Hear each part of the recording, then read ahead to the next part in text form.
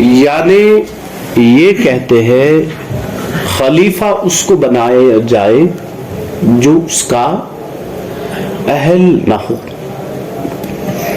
مطلب کوئی سنی الصحیح العقیدہ امام ہے، اس کی داڑھی حد شرح کے مطابق ہے نا، تو اس کے بعد دوران نماز اس کا وضو.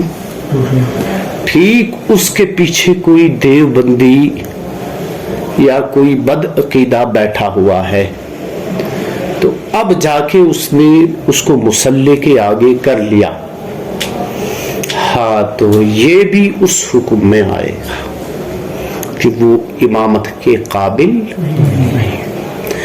اسی طرح کوئی پیچھے جس کی داڑھی شریعت کے مطابق نہیں ہے، یعنی ایک مشت آؤ سمجھ،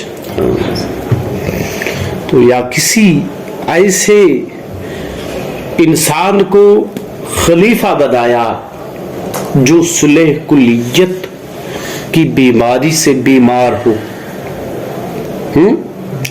چونکہ آج کل یہ دور چلا آ رہا ہے، تقریباً فتنے بڑے پنپ رہے ہیں، یہ آپ لوگ یاد رکھیں. اس حوالے سے تو کہا جاتا ہے کہ اب اہل سنت و جماعت معروف بھی بریلوی اور دیا بنا کے درمیان کوئی اختلاف نہیں ہے. چند روز سے یہی شورش چل رہی ہے، چونکہ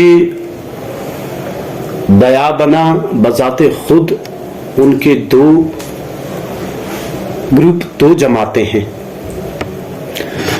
بعض لوگ مکتب فکر بریلوی اہل سنت و جماعت کے پیچھے نماز پڑھنے کو ناجائز کہتے ہیں، اور بعض کہتے ہیں ان کے پیچھے نماز پڑھنا تو اس سے نماز مکروہ تحریمی ہو جاتی ہے.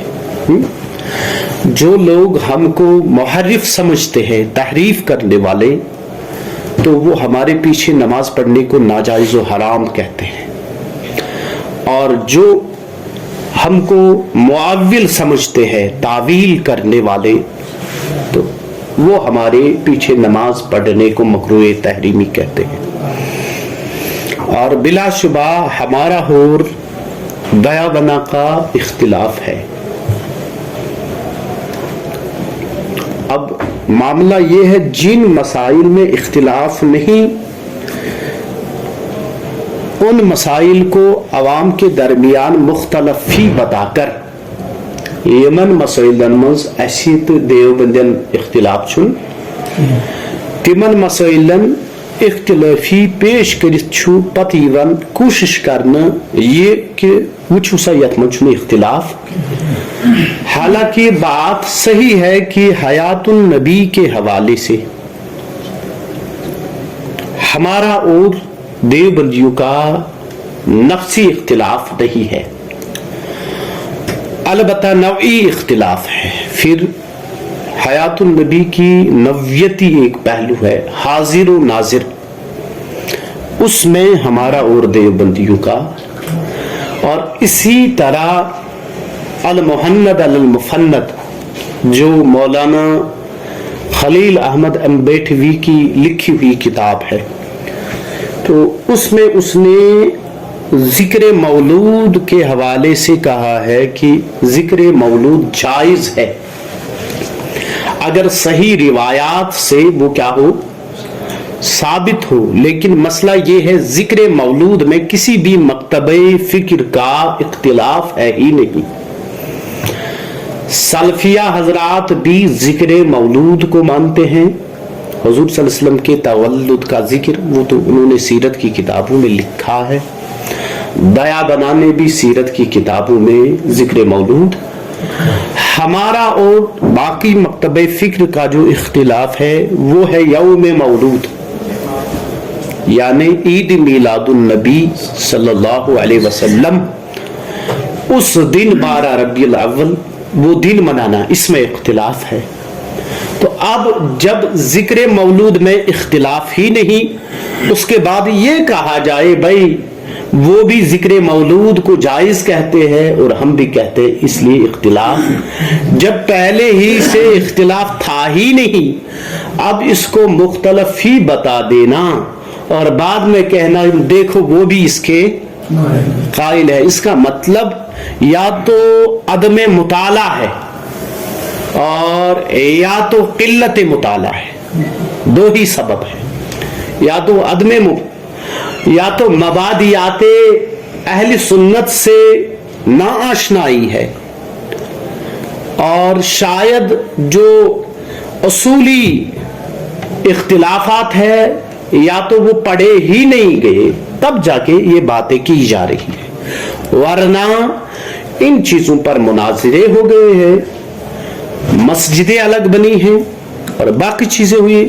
اگر آج کل یہ باتیں کی جاتی ہے تو ظاہر سی بات ہے شاید مطالعہ ہی ناقص ہے، تب جا کے یہ باتیں ہو رہی ہے، ورنہ یہ صاف بات ہے مسجدیں الگ ہے، مدارس الگ ہے، باقی چیزیں ہیں۔ ہمارے بڑے بڑے بزرگوں نے، ان کے بڑے بڑے بزرگوں نے اس پر مناظرے کیے ہیں۔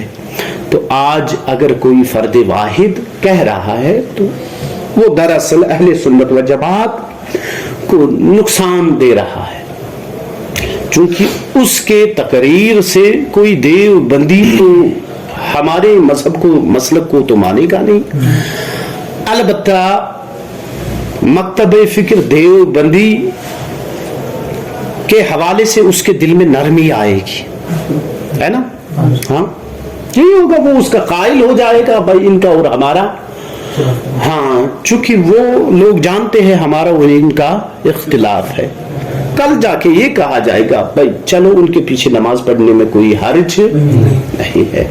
تو پھر پرسوں اب اسی طرح دیکھیے مولود کعبہ وغیرہ یہ باتیں جو ہو رہی ہے، ان کی بھی یہی بات ہے، چونکہ جب سے کشمیر میں اسلام آیا ہے تقریباً کہیں سے بھی یہ ثبوت نہیں مل رہا ہے کہ ہمارے اسلاف نے مولود کعبہ منایا، چونکہ یہ قول جو ہے نا قول مرجو ہے، علماء نے اس کو مرجو اور بعض اسلاف نے اس کو علامت شیعہ بتایا ہے مولود کعبہ منانا، ہے نا؟ تو اس سے کیا ہوتا ہے، اس سے تو شیعت کو فائدہ ہو رہا ہے، اہل سنت کو نقصان ہو رہا ہے، چونکہ جو ہمارے جماع ہیں ان کا دل مائل بشیعت ہو رہا ہے، نہ کہ اہل تشیع کا دل مائل بسنیت ہو رہا ہے۔ کل لے دے کے اس طرح کی باتیں کرنے سے اہل سنت و جماعت مکتب فکر بریلویوں ہی کا نقصان ہے۔ تو ان چیزوں کو اختلاف نہ بتانا دراصل اختلافات کی معلومات میں کمی ہی کہا جائے گا۔ تو اسی لیے مفتی احمد یار خان نعیمی علیہ رحمہ نے یہ جال حق میں لکھا ہے کہ غیر عالم کو بد مذہبوں کی کتابیں پڑھنا جائز نہیں ہے، چونکہ اس میں اتنی صلاحیت نہیں ہوتی ہے اور اس میں یہ مادہ نہیں ہوتا ہے کہ وہ بات کو سمجھے، تو پھر اس کا نتیجہ یہ ہوتا ہے کہ انسان گمراہیت کی طرف جاتا ہے۔ تو یہ بھی ایک بڑا سبب ہے کہ کسی غیر عالم نے بد مذہبوں کی کتابیں پڑھی ہے، تو اسی وجہ سے یہ سب باتیں کی جا رہی ہیں۔